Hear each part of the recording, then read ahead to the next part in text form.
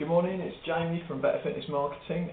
This morning I want to talk to you about postcards which you can use for marketing yourself. Postcards are a great cost-effective way to let people know about you and your personal training business. A lot of personal trainers use them, but a lot of them get it wrong and they put stuff on there, they don't really know why they're doing it. So what I'm going to do is give you a few little tips to help you to make a postcard which is going to help you get better conversions. First of all, the size of them. Now, I find that from trying different size postcards, A5 tends to be the best size for your postcards, which is half A4, so it looks something like this. Now, depending on what you're doing with your postcards, if you're looking at having them in a shop or someone that you've built a relationship with, maybe a hairdresser, something like that, little tip for you: instead of having them just sitting down flat on the desk like this, where no one's going to see them, get yourselves one of these little plastic stands you can get so that your leaflets are actually stood up like this. You've got a much better chance that people are actually going to see them and pick them up. So that's one thing you can do. Second of all, let's start looking at the content of your postcard. Now you'll see a lot of people who put postcards or leaflets together, they chuck loads of stuff on there and they don't really know why any of it's there. Now it becomes a bit cluttered and it's difficult to focus on anything, and as a result you're not going to get great conversions from it. So really everything that's on that postcard should be there for a reason, okay?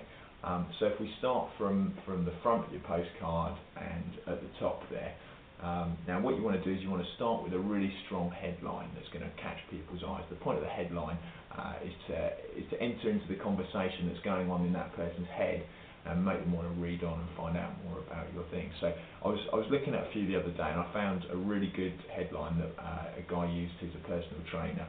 I'll read it to you now. It says, "You just found the body toning, weight losing, make you stronger and healthier personal trainer that you've been searching for. And I'll let you try it out for 2 weeks free just to prove it." Okay, that's a really strong headline there. It's also got an offer thrown in there saying that he's going to let you try it out for 2 weeks free just to prove it. Now that works really well if you couple it with the membership type of pricing structure that we talked about in the other blogs.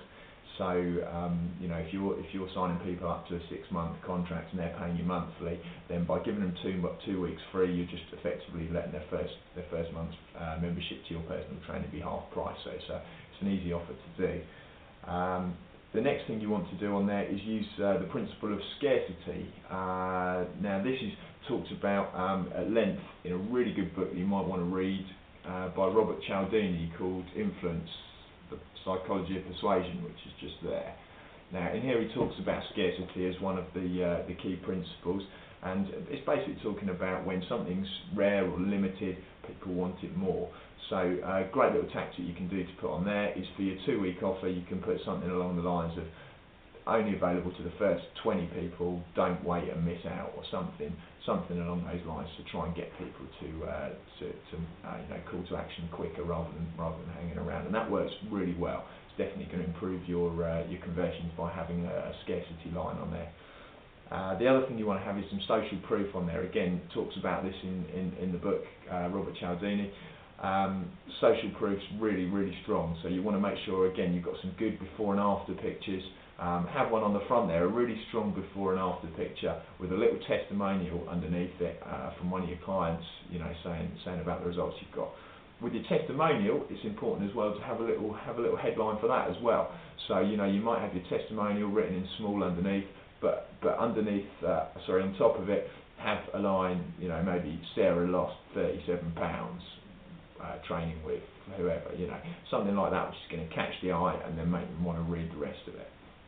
Okay, so you've got your headline on there, you've got your scarcity line on there, you've got some social proof as well. You want to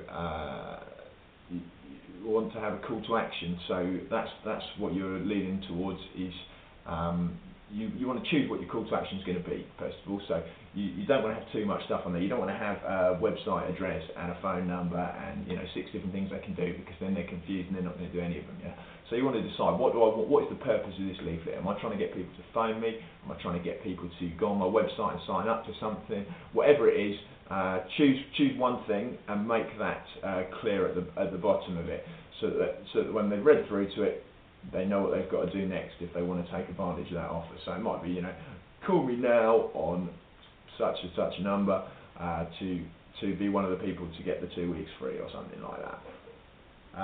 So you've got your call to action on there. Last thing is just a mistake that a lot of people make with their leaflets, is that the temptation is there to have a big logo on there and dominate it and put it right at the top of your leaflet. The first thing you see is the logo. Do you know what? That's not a good thing to do, because people out there who are interested in getting healthy or getting fit, they don't care about your logo, they don't care about you, they don't want to read a list of qualifications you've got and things you've done. What they're worried about is how it's going to help them, so that's what you need to be showing them. You can put your logo on there, put it smaller and put it near the end on the back on the right hand side or something like that, but certainly don't have it dominating your postcards, because it becomes just a big shiny business card just saying this is me, this is what I do, and you're not going to get many conversions that way. Yeah?